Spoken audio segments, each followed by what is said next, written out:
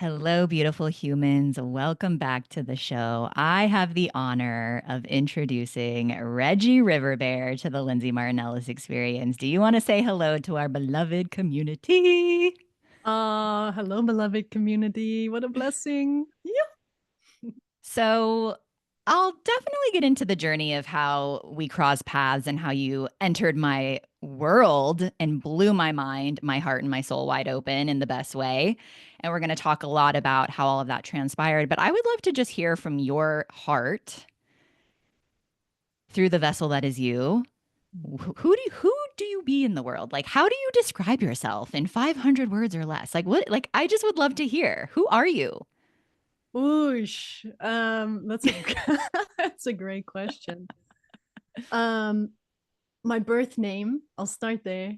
Came on this planet. Bloop. My birth name is Regine, which means queen, and I've been learning to remember that with every moment.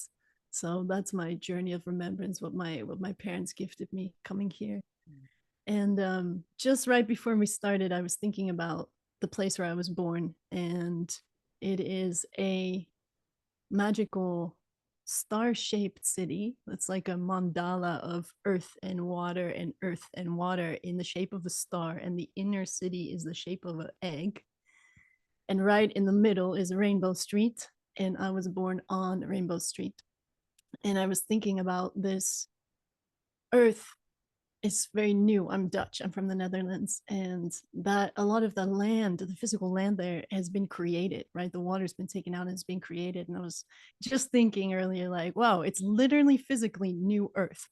So I was Wow. born on New Earth in a star-shaped city on Rainbow Street to incredible, incredible parents, and that as that magic, like that alignment, I think set me up for a really beautiful life that I'm very blessed for. And so everything in my life has always been informing me about the diversity of life, different cultures, different people, different point of views, different flavors. For anybody who's familiar with the Gene Keys, my life's work, and it's very much about diversity. So I am a lover of many things. I'm a lover of many foods and many peoples and many cultures and sounds and stories, and um, that translates into everything that I get to share. And I have a deep love for the earth and for pre-religious studies and getting to like the root of things and the base of things, and kind of unraveling the compression chamber that we've been operating in as a people, and just creating some more space and some more breath and more play, and remembering the beauty on this planet, and our ways to connect with spirit are infinite. So all my music and offerings and ceremonies and all this kind of stuff is all designed from my heart, my being, to just connect to one another, connect to the bigger picture, and to just remember that at the end of the day, there's so much beauty here, so much beauty and joy and goodness, um, and that life on Earth is interesting. You know, it's full spectrum. So, as a being, I think my purpose, what I feel in my heart of why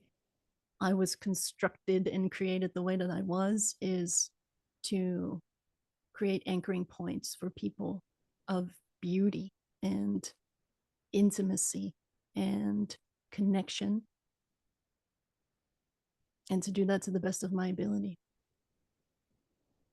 Thank you. I learned so much more about you in that share as well, which is so beautiful. And that is how I receive you. And there's so much humility.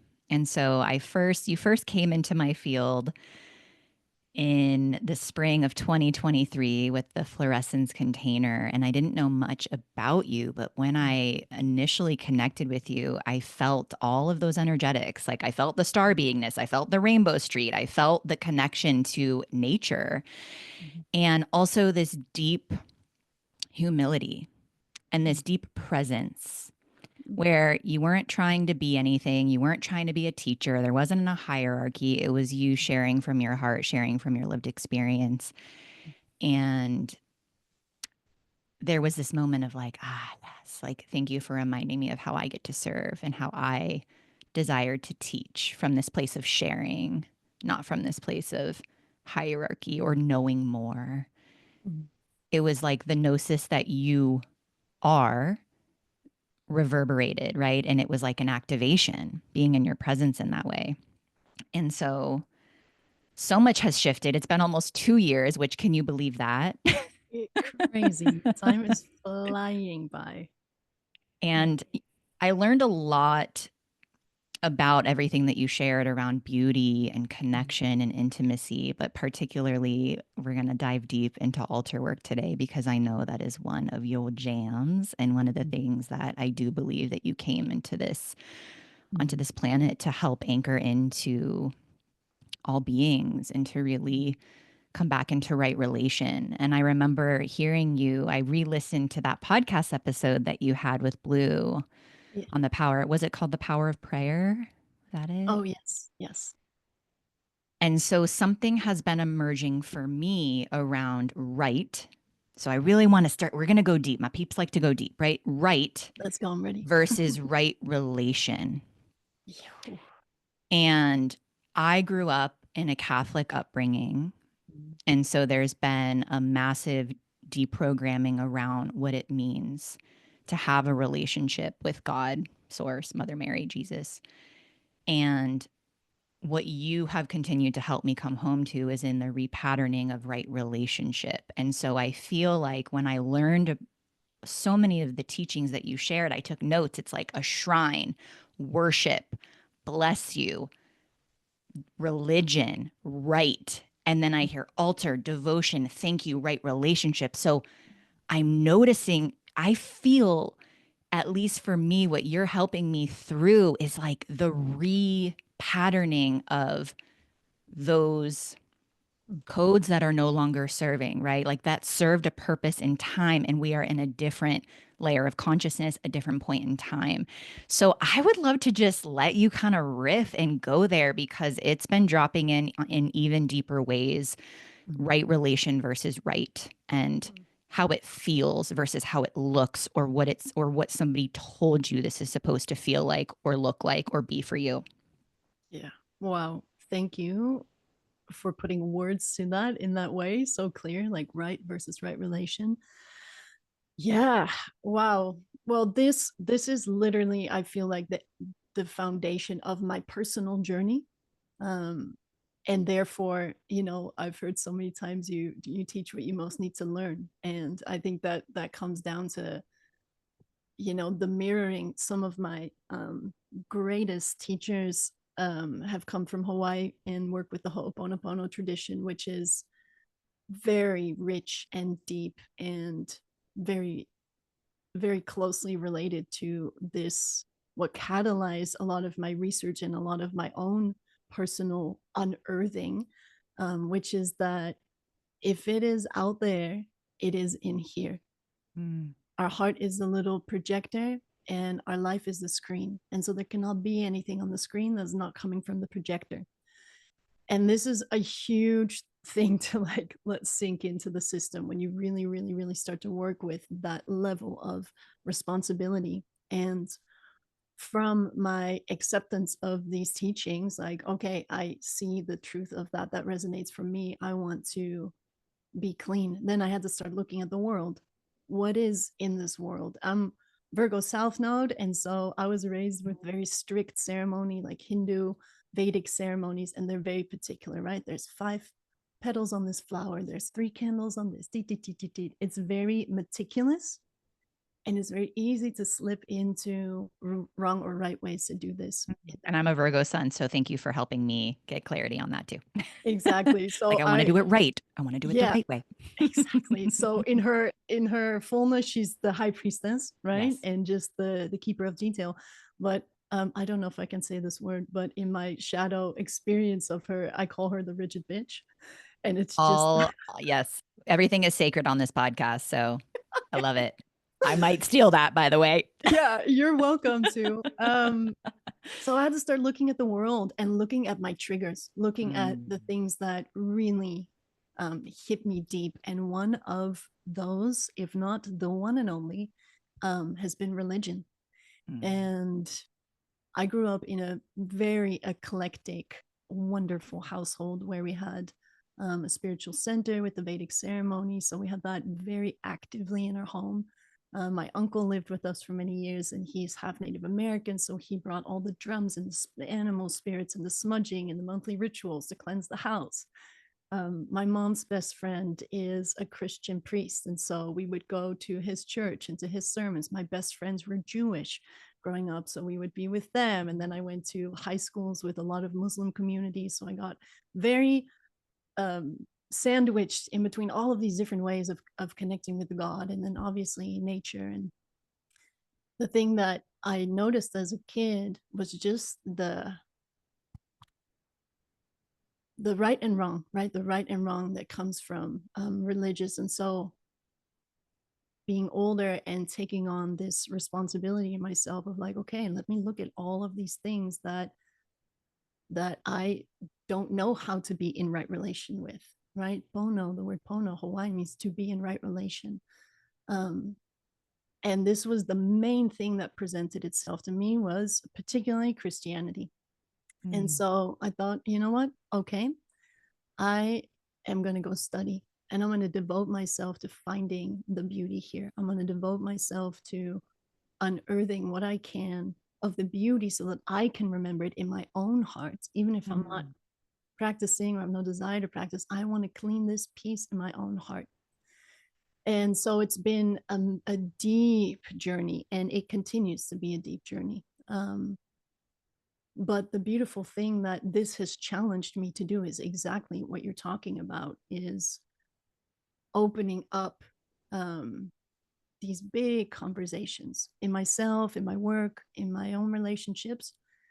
And to know that at the end of the day, I believe in unity consciousness. I believe that we are one. I believe that the times are shifting and we're moving from I had the blessing of being in Chichen Itza for the 2012 ceremonies with the elders there when we had the shifting of the Mayan calendar. And this was the main thread that was being talked about. We were coming out of these 24,000 years of this particular mindset, and then there's little chunks of that. And the chunk that is most recent is black and white. You are this religion, you are this race, you are this color, you are this social pocket, socioeconomic pocket, whatever the little labels are. And now we're moving into unity consciousness, one. And so in that unity consciousness, what I feel as my truth, and as a truth that I'm practicing to embody more deeply, is that okay, if there's no right and wrong, but I have this, I need to look at it. If I have a problem with something, and that something doesn't have a problem with me, then it's on me. I need to look at that. And this languaging, what you're bringing about right, wrong, devotion versus worship, I think this is a huge key for really retraining my own psyche, my own consciousness, my own heart. And then in the way that I share, hopefully sending out that ripple, that just in the change of the language and what it does to our subconscious, what it does to our body, what it does to the way that we relate and see. There's so many cool studies around the way that we speak our words, or even the language that we're speaking, how it alters the way that we process the world. And so Mm. language is an incredibly powerful tool. And so there can be somebody in Christianity who is devoted with the purest heart and the most beautiful expression. And there can be somebody in, let's say, like New Earth consciousness who is still holding the rigid things of religion is wrong and this is bad and you guys are doing it wrong and that's outdated. So that that lens doesn't live left or right. That lens doesn't live anywhere but in our heart. And so I feel that I can operate in my highest when I am operating from this point of view, from devotion. That feels gentle to me, that feels open to me. And so then the next layer is, okay, what are the qualities that I want to embody? What are the qualities that I witness that are functional and beautiful and fruitful, not just for me, but for my family, for my community, and then for the larger communities. And you know, we touched a little bit on just our both of our connections to Mary, and she has been an incredible ally for me in all of this, and a big, big, big teacher. So the rosary came to me in my search for for beauty. I found the rosary, and it was really strong, clear that I needed to learn how to do these prayers. Mm. And I remember the first time that I said the Our Father out loud from this perspective, and had so much resistance, so much resistance. I didn't like the words. I didn't like this word evil, nah. And I just said, all right, you know what? I'm going to pray this for a year every day Mm. and see what happens, and see what I can learn here. And it taught me, and it softened me, and it opened up to me. And I feel like this is a real key. And now I love it. And I feel like this is a real key to operating from a space of beauty, from a space of devotion, from a space of connection. Is I can't connect with you if I'm judging the shit out of you. I just can't. And so my job, and again, my gene keys, my purpose, the shadow is judgment. So I got that right there as a main thing for me to work on. And I find it in these places where, you know, where there's a lot of pain body, Yeah. collectively. Um, and so it is my job to clean myself. It is my Mm. job to clean my heart. It is my job to clean my lens, my perspective, the way that I see. That is my job. And so I take that quite seriously. Um, and I play with it, and I make it as beautiful and light as I can. And sometimes it takes me on completely radical, deep rides into very deep pockets. Like the past couple of weeks have been deeply processing the witch hunts, Yeah. and growing up on the actual bridge where they would throw my sisters off, and recognizing that there's 6 generations of women that were murdered, and that is in our DNA. That's not that long ago. And so when I find these pockets of really experiencing it beyond the story, you know, beyond the fact, but actually like, woof, that lives in my psyche, that lives in my body. Um, and the reaction that wants to come from the belly of the beast, which is they did that. Yeah. And then just taking a pause and recognizing, well, one, that ain't gonna change nothing, you know. That's not gonna change anything. So what can change something? Me. I can change something. I can soften. I can ask for forgiveness. I can give forgiveness, and I can open my arms to all of it. And that is a practice. But this is my practice that cultivates this way of beauty and devotion and community and connection, and returning to the sacred. At the end of the day, it's always a search for what is beneath the stories, what is beneath the pain body, what is beneath the innate suffering that is just a part of being on planet Earth. Nobody escapes life in its fullness and its richness. And so if I'm going to be here, if I'm going to be here, then I'm here for all of it. Mm. And if I'm going to make a contribution, I want that contribution to be joyful and beautiful, not in denial of any of it, certainly not. But I've had so many moments of questioning, like, what's the point? Like, looking at history and looking at the world, we're just cycling all of these stories: war, peace, war, peace, war, peace, disease, death, blah, blah. Like, everything is always constantly happening. We freeze over, we melt, we get too hot. It's just all of it's always happening. And so when I've reached these moments in myself of like, does it even matter? You know, does it even matter anything that we do? And the only thing that really helps me is just think, well, if it doesn't, then what am I going to do with my time? Well, then I just get to play and like get to be together and create more beauty. And maybe it does matter in the end, and maybe it doesn't. And I'll never really know, you know, to be honest. I feel like my connection with God, my connection with the universe, my trust in spirit, my trust in my guidance and the way that I live my life is so deep. Mm, I can't find the end of it. It always pulls me through. And that being said, I don't know anything. I don't know. It's just my experience. And that experience has brought me a sense of safety and a sense of belonging and a sense of home. And that I can share with people. And if they mm, can get a little exhale from that, then that's worth it. mm. Thank you. The way that you just articulated our soul journey in human form is very eloquent. Right? It's like every question begins to be answered with another question.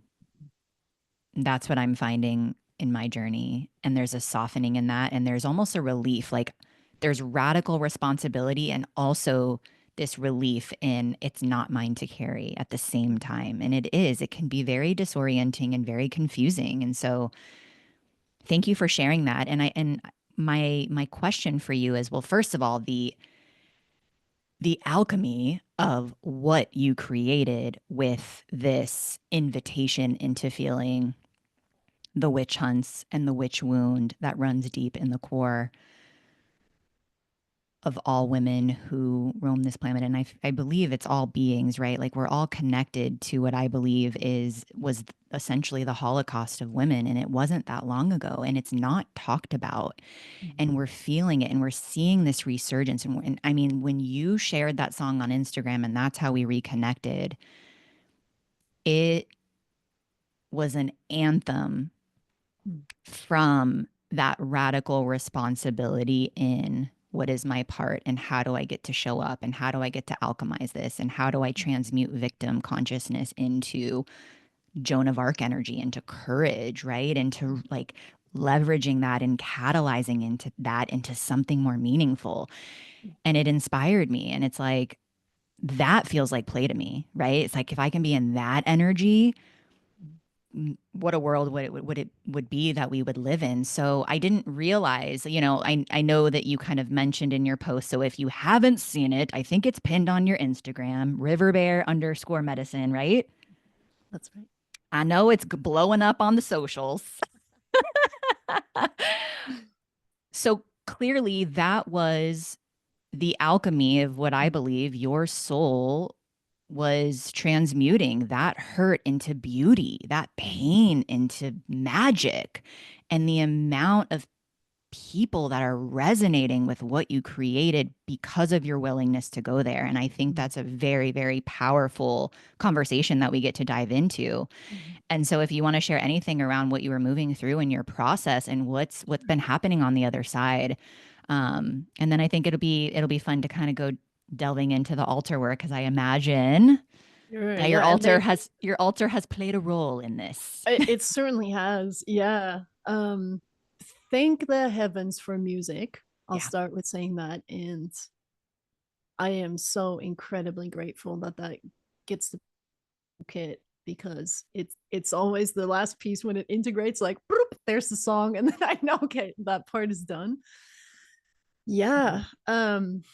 It's, by the way, I'm singing it. I've been dancing to it. I'm Yeah. gonna actually post it. I've been a little shy about it, but I'm like, I've I've been moving to it. I recorded a couple of videos of me like just moving to it on the Mm. land here, and it's in my. I wake up sing. It's in me. It's inside of me. That living technology body of wisdom. So I just want to say thank you. Thank you. I was so scared to post that, Ah, which is exactly why I posted it, because I was aware that it's just my story. And then to have this response from so many women that just resonated, and ah, yeah, I feel like I made new friends, and it was just a whole beautiful, beautiful moment to feel the alchemy of it. I think one of the starting places for that story is when you have a prayer, when I have a prayer, when we have a prayer to clean something, then it's very natural for that thing to present itself so we can make new choices, so we can be really embodied. right? I can have an idea, I want to change something, but until I'm in the fire with it, I don't really know if I'm actually able to show up to the way that I would like to.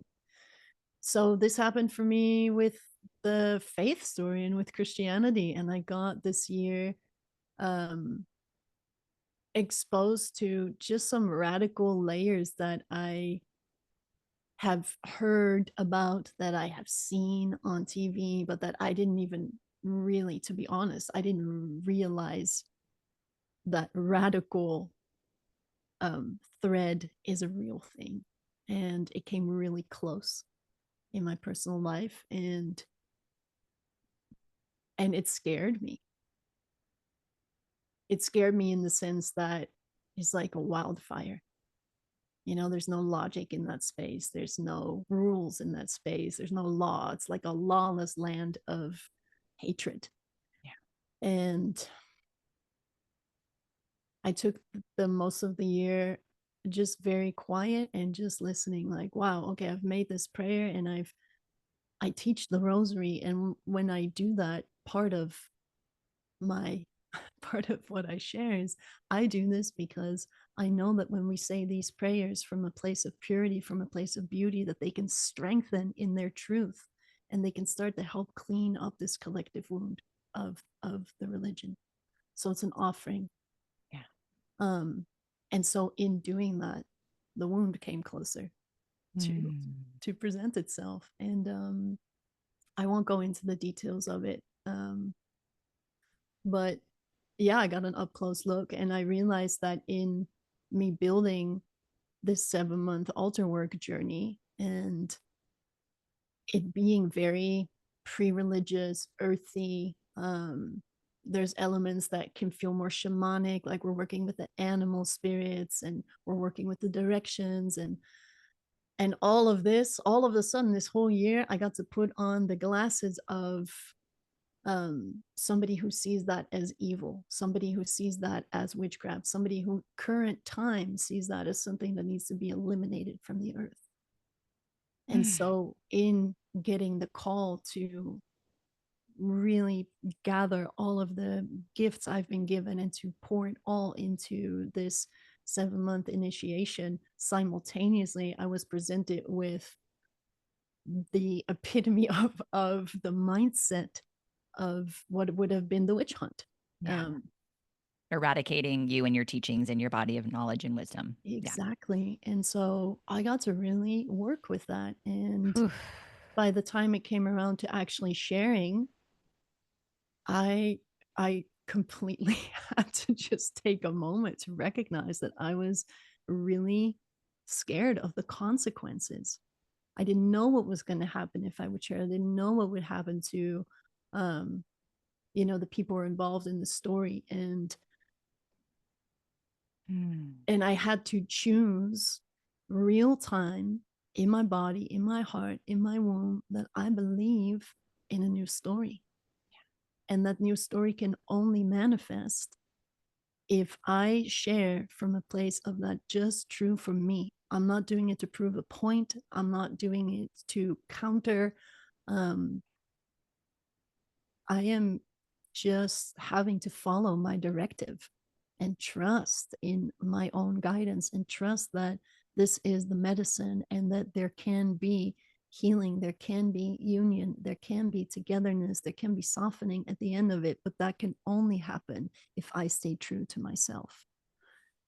And so all of this is rushing through my body, rushing through my heart, my mind, and then being completely stretched with the energy that it took behind the scenes to create a program like this and set it up in the way that we have. And there's days where I'm on the computer from 6 a.m. to 11 p.m. just going. So there's a big emotional energy happening. There's a big physical energy happening, and this song comes in.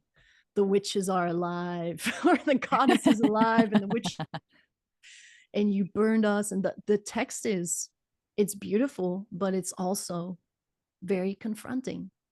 And when it started coming out, I'm like, no, no, no, no, no, I don't want to sing that. This is not the time, guys. But of course, it's the perfect time. It's the perfect time for a song like that to come out. Mm. And all of all of my little voices went off, like, what is your dad going to think about that? Or people don't even like, what are you talking about? This is no longer happening, right? Quote unquote. And it just didn't matter. The song came out of me like a damn freight train. It just galloped out of my being. And so by the time it was time to share about altar work, the only, like, they gave me one option, they being my team. They're like, you shall share the song, and then the doors will open for you to share the altar work. And so I Oof. felt the truth of that. It's like, if I share about this altar work and this journey without acknowledging, not even publicly, just for me, the depth of what it took for me to create this and to move through all these pieces to come here with a clean heart, then I'm not doing it any justice. And so I sat down and I recorded the song and I posted it. And as soon as it was out, I realized the power of my fear story. Mm. Um, I got to really get really clean about what are the details of this fear, like deep, deep, deep. There was three like main points that were, so I confronted that or addressed that with my beloved and my fears about that, and he was like, "Great, just do it." Like, okay. So I did, and Gotta love the sacred masculine. My husband's the same way. I'm like, damn it, why is it so easy for you to just be like, okay, now it's time. Go ahead, it's post it, so share it. refreshing. Like, It's go so ahead. nice.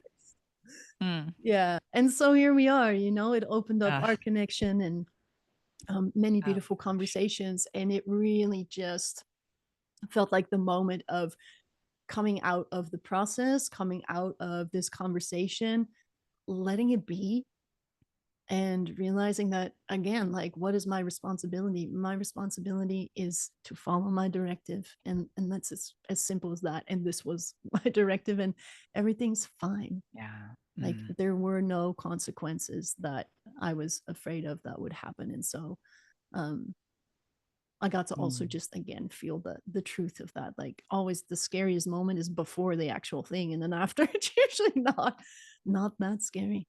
Yeah, the mental chatter lead up to.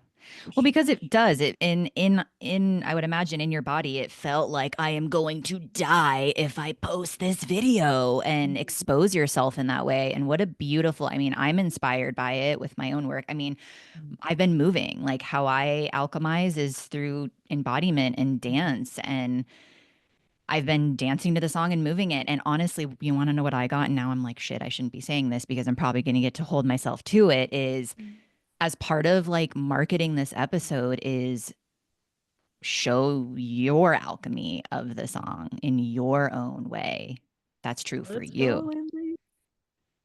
And and it's a stretch and I'm like, wow, Reggie has the same thought, right? It's like, what will my dad think? Or what will, like, I'm going to post this and are people, Mhm. what are my in-laws going to think? Or the people Mhm. who don't understand me and that already call me weird and that already, Yeah. and the groupings that I already feel misunderstood by. And I want to come back to the altar because one thing that I gleaned from your wisdom on altar work was the two-way conversation related to devotion and having an altar versus the shrine, the worshiping of, you know, that one-way conversation.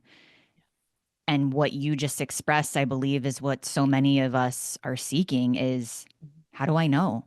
How do I know how to be a disciple of the divine? How do I know what my truth is? And you're expressing that the unwavering faith and trust and willingness to die and show up and face it and feel it over and over again.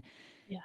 And then it just becomes, it's always there, but it becomes clearer and clearer. And I had an altar and I remember Blue talking about the show. I was like, yeah, I had an altar. And it was literally like, all right, Reggie told me to do this. So it was back into my old Catholic school principles. I'm like, all right, I'm doing my homework and I got the Yeah. directions on here and it's fine.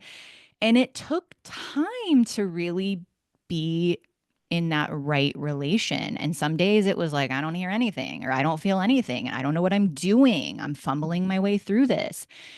And it's that practice that you speak of. And I've moved several times. I've been in quite a portal since 2023. I've had a baby. I've moved. I've been under five roofs. It's been Wow. quite an initiation of the life that I consciously chose. And I've got little mini altars everywhere. And I've got a Mother Mary outside by this waterfall on the property. And I just adorn her with flowers and she speaks to me. And it's like, I just I just played and I fumbled and I was like, okay, sometimes the elements are in there, sometimes they're not. And what does it feel like for me? So let's talk about that two-way conversation. And I think it's also important to have some sense of structure, right? Because that Sure. foundation is important. And then we get to flow with, all right, what does this feel like for me? And how can I start to practice being in devotion with that two-way Mhm. think you call it like telephone line to the divine. The I don't hotline. Yeah. know. Totally. Yeah. So Um, let's go there. I love that. Yeah. Well, I think first off, just kudos for you for being glorious and shiny after many moves and stepping in as a mother. I've been in And a portal myself. Oof. yeah, wow, respect. Thank you. Um,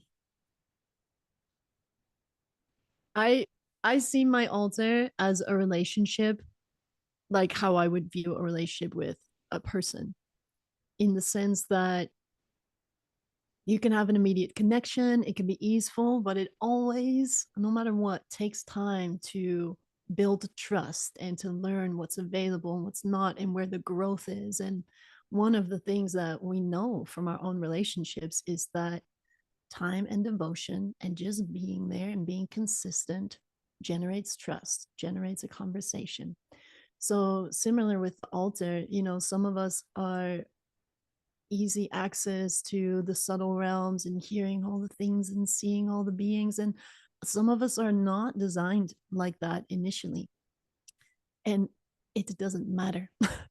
It doesn't matter where your current experience is at. What matters is that the word devotion, I love this word so much because when we devote ourselves to something, is saying yes no matter what, Hmm. right? I am devoted to my altar no matter what. I am here every morning, every evening. I have it in my pocket. I travel with it. It's my devotion. It is me saying, yes, I am available for learning from you. One of my one of the coolest stories that I learned from my aunt, who's a big inspiration in my life. She's talking about Mother Teresa and how Mother Teresa used to, as a child and as a young woman, have very intimate experiences with Jesus. And he would come to her and so beautiful. And then when she started her work, she never saw him again. And Hmm. she spent most of her life in heartbreak, but in devotion. Hmm. And this made such an impact on me because, we are ever changing beings and the universe is always changing and adjusting. So we all know from our everyday, there's moments where joy is just there and the trust is there and it's good in life. And then there's moments where it's hard to find and where the connection is hard to find and where we don't hear or feel or see anything and the guidance seems thin. And it's in those moments actually really begins, Hmm. because then do I jump ship because this isn't working? Or is that the moment where I say, okay, no matter what, I am available for this? And that is a choice. And that choice then becomes devotion. And Hmm. so I am here every morning. I drink my tea here every morning. I do my prayers here every morning. And some days I'm super distracted and my head's going and I feel like I need to get to work and I don't. I just sit and I do what I do every day. And the next day I can be super in it and I feel like I'm in the most gorgeous ceremony and everything's flowing and my heart is open. And then I get to start my day and it fluxes. And I think that's normal because we are beings made of many things. And so I just want to erase the idea that there's only one feeling to have, or once we get there, Yeah. then we're always connected. Um, I think that Mother Teresa's story is really that. It's like she is literally an icon for in the name of the Lord, but she spent 40 years of her life heartbroken because she never heard him again. Mm. And so, and yet it never wavered her faith or her actions or her service. She was so determined and devoted to that was what was true for her. The altar for me is like just like portal.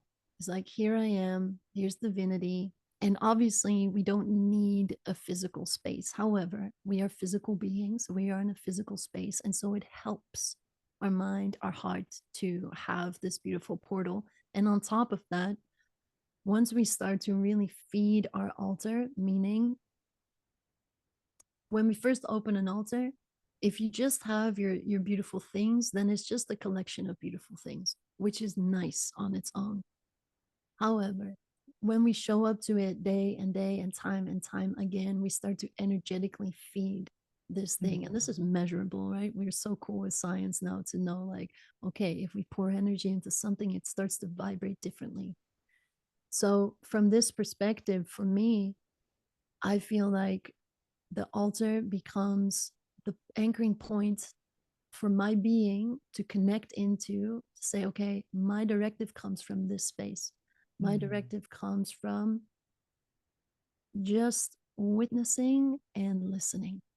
Like those are, I would say, the two main energies that would really take anybody's altar practice to the next level, witnessing and listening. And the altar speaks in very subtle ways and sometimes not so subtle. Um, I was moving through a big rage in my body and I had my altar to the left of me. And I remember I was on a call with a friend and I thought I saw my candle like flicker a little bit Mm. as we were talking. And I looked and my whole altar lit on fire. Okay, not so Woo! subtle. I was on fire. My altar went on fire. Woo! We were doing prayers when the fires were now happening in LA. We were doing water prayers and we had a flood in the house, right? So our whole house is an altar, is a temple. So it's learning to listen to these little things. And those are ways, that's one of the ways that the altar speaks to us. Um, Mm. the thing that feels really important to mention as well is that we are so, just by the nature of the time that we live in, it takes conscious effort to slow down. And a lot of the subtle energies, and when we're, especially when we're wanting to cultivate them, once it's open, it usually comes in pretty hot. But when we're wanting to cultivate listening, when we're wanting to cultivate like being able to receive from the altar, like, okay, I'm here with my energy, my time, my flowers, but I would like a little guidance. Like, I need a sign, or I would love some insight on this thing. We need to be available to listen. And these, this energy happens in the subtle realms. And so it's having a daily practice or a devotion is in training our being and reprogramming our being to come into some different brain waves, even if we can say it like that, literally just like altering the state of our being so that we can listen beyond the mundane.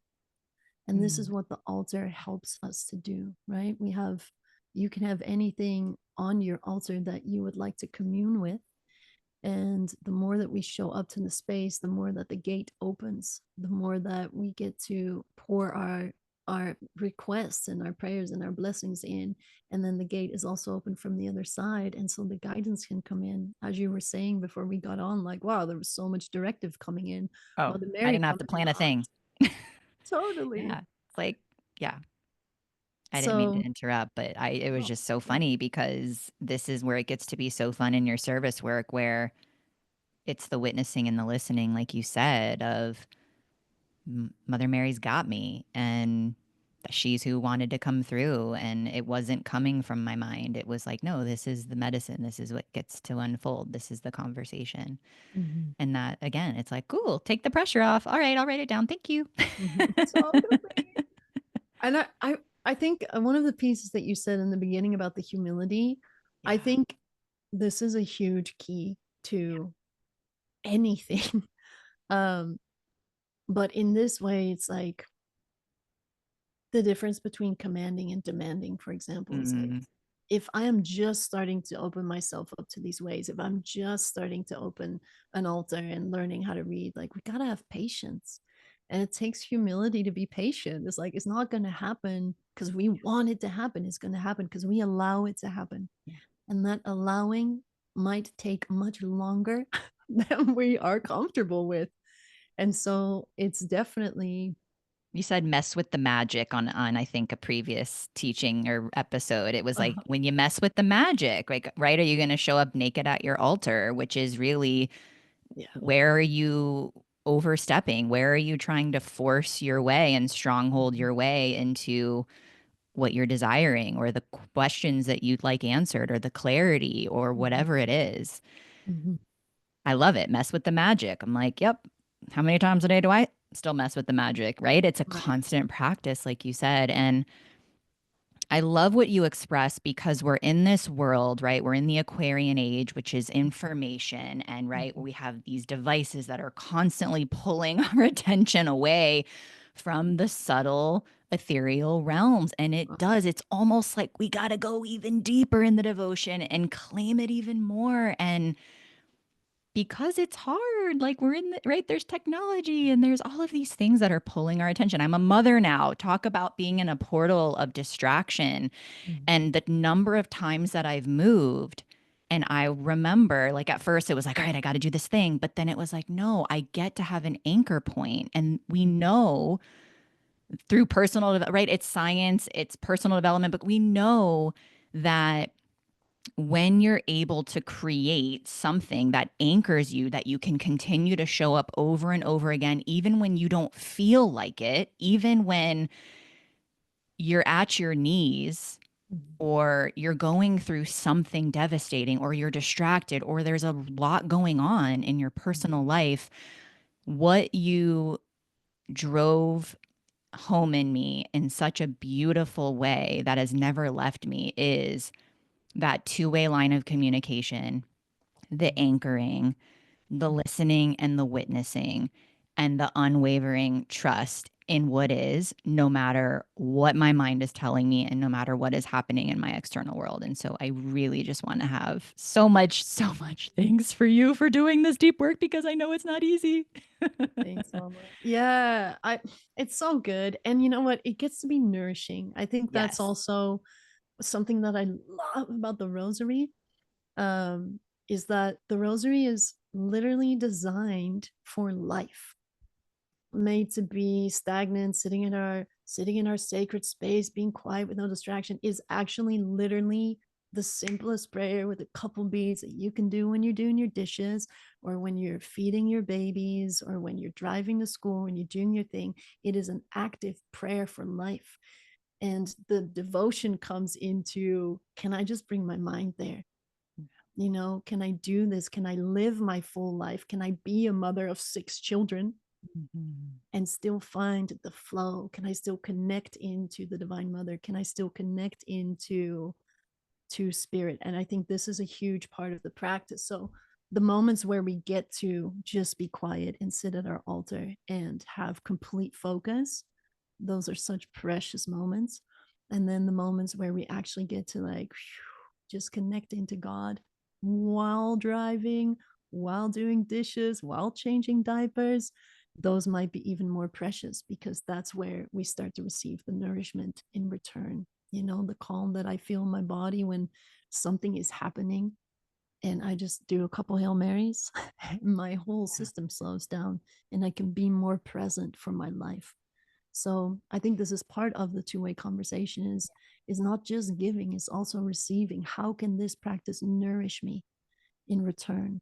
Where is the nourishment come from? Okay, actually, I would really like, for me, I really benefit from a steady morning practice. I need it. My body needs it.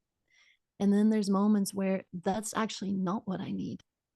And I can just put the rosary in my pocket and do my days or whatever it is for you. It doesn't have to be the rosary. Where actually the nourishment is I turn on my candle and say, thank you. I love you guys so much. Be with me on this day.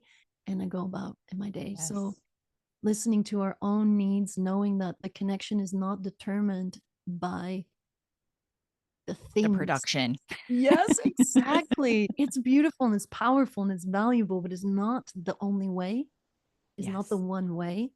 And it's not the right way, right? The Yes. right relation is, am I, as many times as I can think of in a day, opening my heart, connecting to spirit?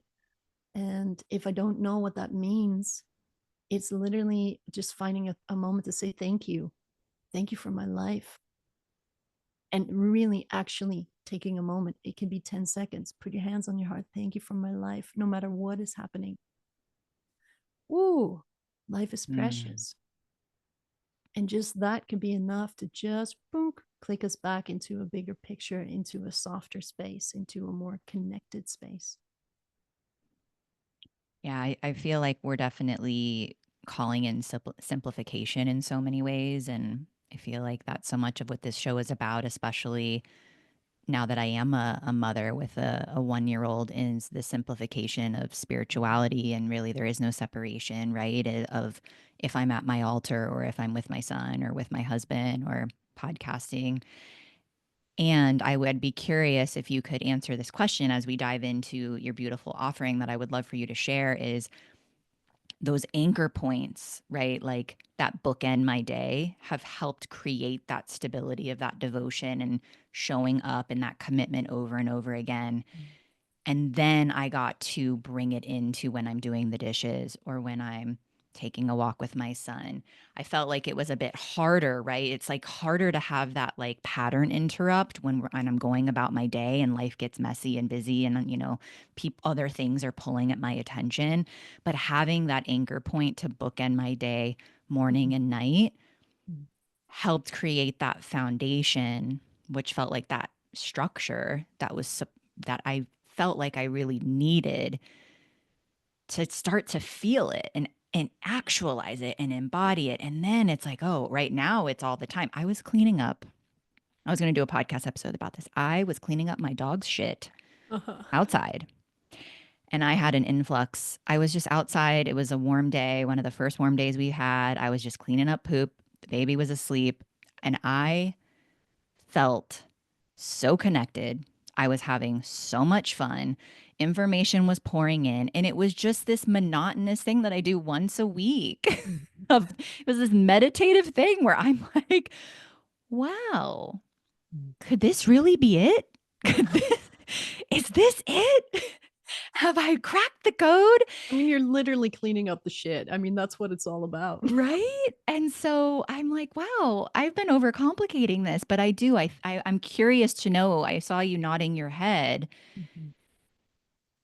Do you feel that that really supports in then the dynamicism in just having the rosary in the pocket, in just saying thank you as somebody cuts me off in the car and blessing them and giving them gratitude or whatever it is? I'm curious your thoughts on that. I think all of it is this is the I think the most intimate thing that we have, our relationship with the divine. Yeah. Whether you are deeply like super solid in that or you're just dipping your toe in the pool possibility, this is the most intimate space. And so just to weave it back to the beginning of our conversation about radical responsibility, the question is, what do I need to connect in that way?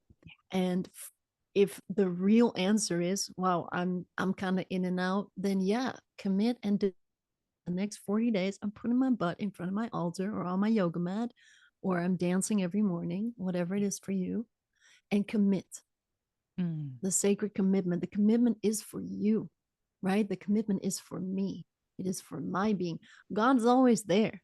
The universe is always there. The beings are always there. They're not waiting for us. They're just doing what they're doing. So we are the ones who get to remember and tune in. So in that way, I think for sure, especially initially, and then repeatingly, just to like really anchor it back in. I think devotion and a set time, like that can really help, right? Like we did the 40 days of devotion Yes. with fluorescence, and And that's also accountability sometimes is helpful too with the 40 days of devotion too, right? It's like sometimes we need to call a friend. totally accountability, playtime, play partners, fun. Love it. So yes, I think it's extremely beneficial.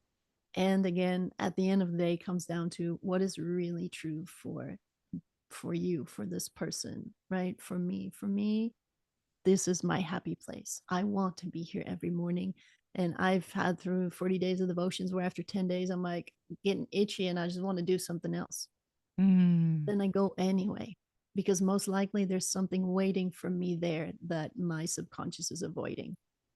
Whether it's actually like seeing a commitment through, or there's actually a pocket of like vulnerability I've been tapping into from just sitting and I don't really want to look at it, but I want to look at it.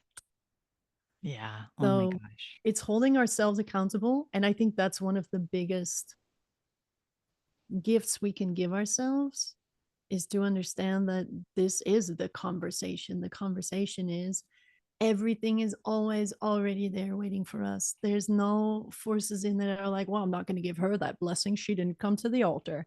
Yeah. It is us, our subconscious, our Mm. mind, what we think we are worthy of. There's no way Mother Mary's going, well, Lindsay, you asked for too many miracles this month. It's just not happening. It is abundant and infinite. So the practice is for us. The commitment, the devotion is for us to align our being, our hearts.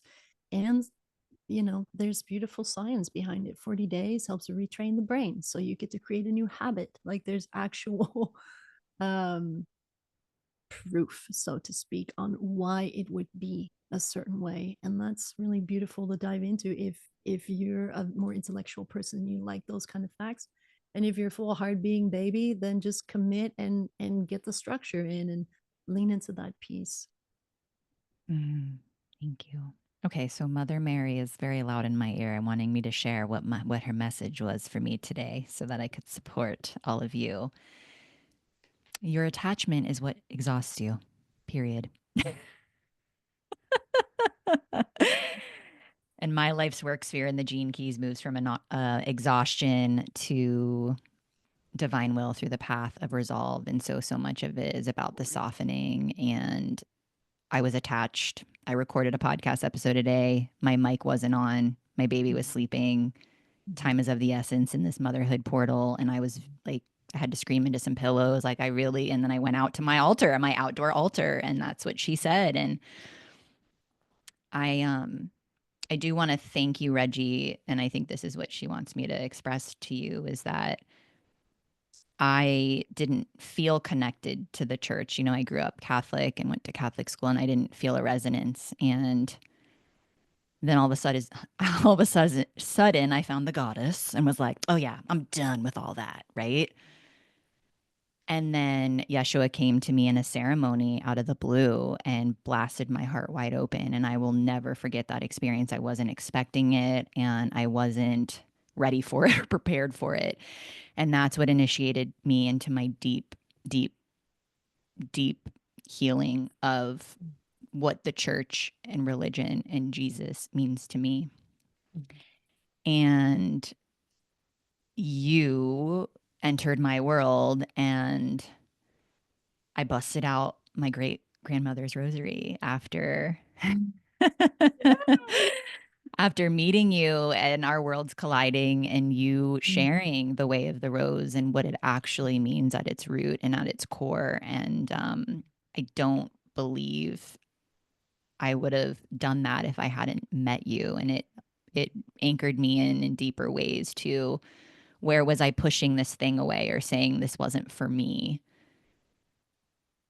because my mind told me I didn't need it anymore. I didn't feel it. And so I've been having these fun moments of kind of coming back. I found this crucifix I made when I was a kid out of like, I think it was out of clothespins, and I have it in my son's room. You know, it's just like bringing the rosary back. And there's a part of me that's like, maybe I want to go to church again and just see what it feels like.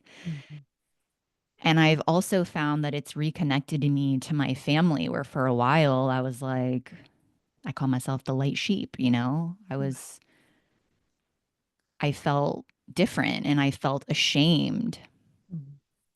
And it's brought this sense of humility and compassion and connectedness. And I almost feel like there's a reverence now on both sides, like you said, in terms of I know what my truth is and I know what I feel in my body, and it's not my place to judge Mhm.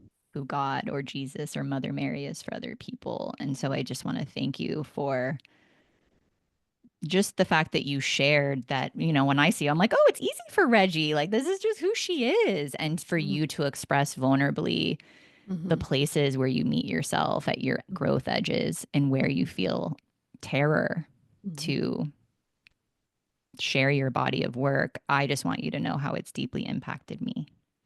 Thank you so much. I think this, thank you so much. And thank you for sharing. And I love that you're saying you've been thinking about going back to the church. And even if it's just once to have like that hero's journey moment of like the return, um, I it feel like feels, I'm going to love it because I'm going to feel the energy. It's like coming from such a different resonance, right? and there's so many different types and, whoever is preaching and Yeah. yeah, so beautiful. I think this is part of the beauty of all of this, the point of all of this work for me, the altars and the rosary and the music and um is that it's the alchemy like we were talking about. And I've been so humbled and inspired by so many of my dear friends who have gone through ah, just horrible shit and who come out shinier and wiser and more compassionate and more gentle and more beautiful and more powerful.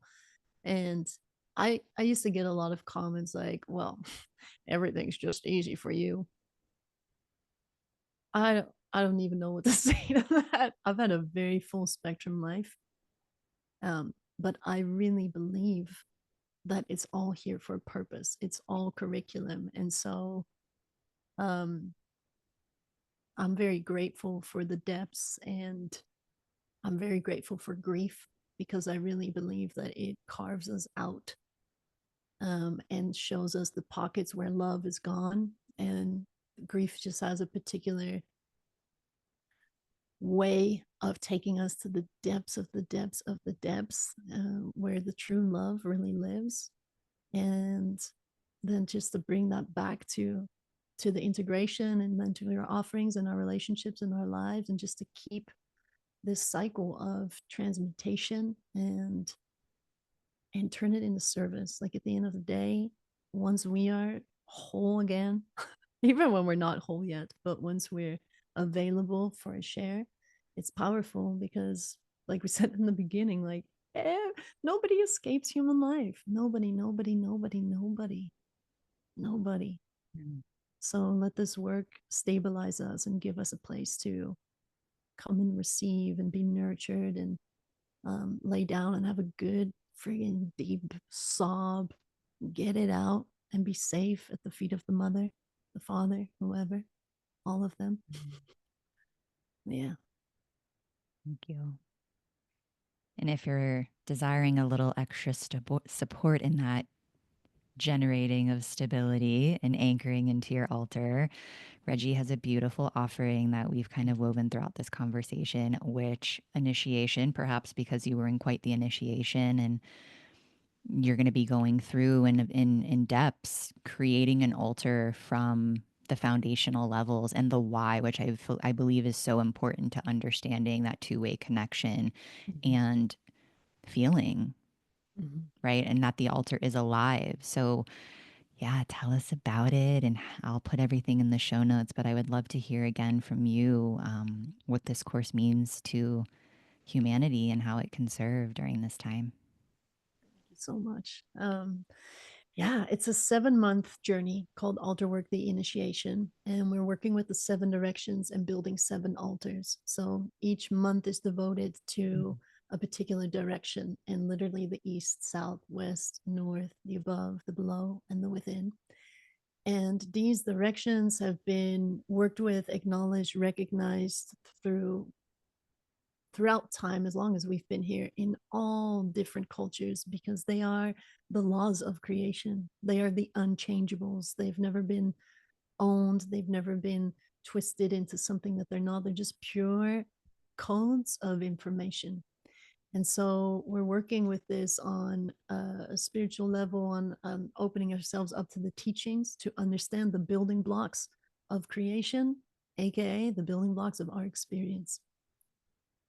we're going to build one altar per direction to bring it into our bodies, to bring it into a practice, and to create a personal relationship for us with these teachings. And how does that now impact my life? And this is absolutely beyond anything the most valuable thing that I have in my heart to share, because it is the cleanest form of wisdom that I've come across, because it's not connected to any particular religion, and so, or tradition, or even culture. So my joy for cross-cultural majesty means that we're touching on many different traditions and cultures, and um, bringing their wisdoms into this. And by the end of the 7 months, when you have this map in your conscious awareness, and we've spent a month with each of these gateways and with each of these altars, it has the capacity to create a sense of stability and belonging and purpose that is at the foundation of why I'm a functional human being, sensitive as I am. This is, for me, the one thing, if I could share one thing, it would be these teachings, because they they have been there through all of it, and they've never left, and they've always just there to show us the way. And so it's a really sweet combo of these deeply mystical teachings and very practical, embodied, like, how does that work on the day to day? And then we get to create infinite amounts of beauty and get our creativity on, and our inner artist, and create these altars and these gateways, these focal points for our devotion, to work with it on a daily basis and see how that feels for us. So we're going to do live ceremonies every month as well. So you're going to learn ceremonies for fire and water blessings, and all sorts of, every direction has its own ceremony. And then another really sweet part, which I have to mention because it makes me so happy, we have the teachings, and then, which is more the masculine space, and then we have the holding, which is the feminine space. And my mom, who is one of the most incredible beings on the planet, is holding down the elder lodge, and she's one of the wisest, sweetest, most compassionate beings that I know, and very tapped in. And she is going to be there for our shares, and to be seen and witnessed as we unearth all of these parts of ourselves. So we've got the teaching part, and then we've got the community element, which is so incredibly life changing as well. I'm So, in. yeah, come. We start on the equinox, and we go to the next equinox. So we start March 21st, and we go all the way to September 21st. And we get this really powerful two gateways to hold us through this transformational journey. Oh my goodness. It's so fun seeing you in your magic, and just again to kind of close the loop on when I asked who you be in the world, right? It was like all, I think you said beauty and connection, right? It's like this is it. It's a living embodiment of everything that you are and that you Yeah. cherish and that lives inside of you. Mm. And I'm just so excited to share this. So you're also generously offering 10% off to our community with code LME10 for Lindsay Martin Ellis 10. We'll put everything in the show notes. Um, Riverbear underscore medicine on Instagram is a beautiful way to find Yeah. Reggie and to go Also to check find the out, course. Yeah, the to link is find the there. course. And yeah, what's the website? I mean, we'll put it in the show notes, but it's on your website too. What's your website again? It's riverbearmedicine.com. You can also check out her Spotify. You can just like entrain yourself with all that is Reggie Riverbear in terms of the music, the beauty, the art, the wisdom. So thank you so much for taking this time. If you're listening to this, I invite you to go on YouTube and just check out the glorious altar that is the background of Reggie right now. I feel like rainbow light just follows you everywhere you go.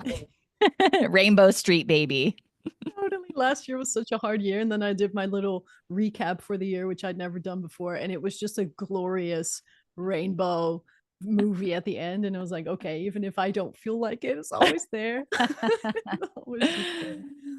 Thank Mm. you. And thank you again for sharing, yeah, the shadowy parts and the parts that often most people don't see when we have that snapshot on social media or when we're teaching a course, right? To really go there and show what it takes to be in devotion and to be committed. So thank you. I Thank you so appreciate you. much. Thank you for the invitation. And thanks for having been on this journey with me for almost 2 years now. That's so incredibly magical. And thank you for opening your time and your space here and your beautiful community that you've cultivated. Come and play. Come and play. I'm gonna look at it. I'm like really, I was like, can I do this as a mama? You know, because time is of the essence. But I'm gonna look at all the deliverables and like the dates and how everything Yeah. lines up and talk to my husband because especially the ceremony piece, Yeah. just the ceremony piece. Like something around wanting to dive deeper into ritual itself and Mm-hmm. that feels like the next evolution and layer for me is to go a little bit deeper in the practice. Yeah.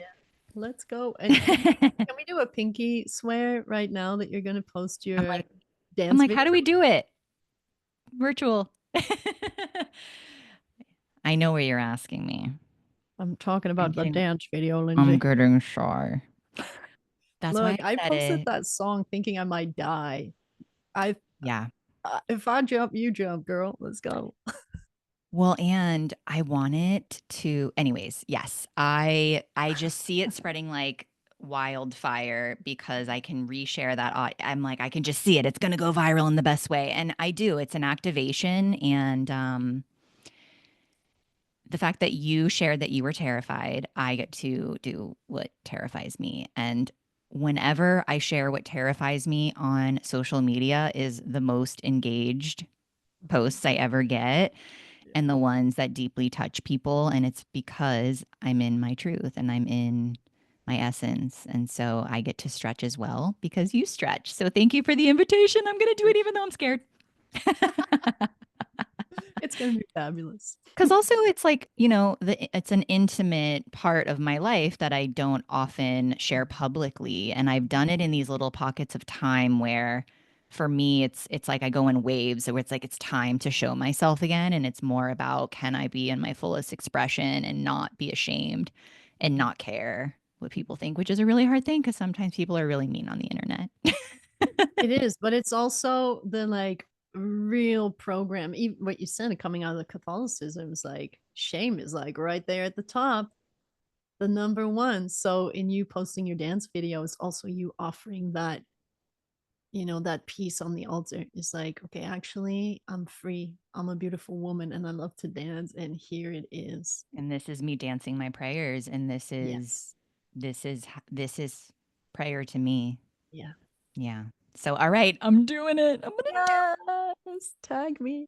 it. Of course, I'm gonna tag you, and yeah, it came through, so I'm gonna trust it because I know that that means that there's something on the other side of it, and we'll see what happens. It's always the sweet spot, right? Where it's like, I kind of want to shit my pants because it's so scary, but at the same time, I also kind of am excited.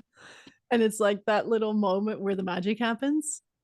And the excitement is because it's like this is who I am and I know that's also the Aquarian age energy too where it's like we all just want to be that individuated expression of God and so again you doing that and showcasing that and sharing that activated something in me to go back to my roots of like wait who am I? How do I pray? What does this look like for me? And what if it resonates with other people that are like, oh, yeah, that's me too. Mhm. All right, my love. I feel like we could go on forever, but I'll make sure to put everything in the show notes. Reach out to Reggie and myself. Let us know what landed. Connect with us about initiation, this 7-month journey, equinox to equinox. So exciting. I appreciate your heart, your service, your time. Thank you so much, Reggie. Thank you, Lindsay. And thank you to everyone who's listening. Thank you for your time. Thank you for tuning in. And thank you for being aligned with this work that Lindsay's providing and with the altars and all the magic. We love you so much. And we send blessings to you and your family and all of your own projects and all of your own edges. Big, big, big loving blessings to all of you. Mm, thank you. Much love.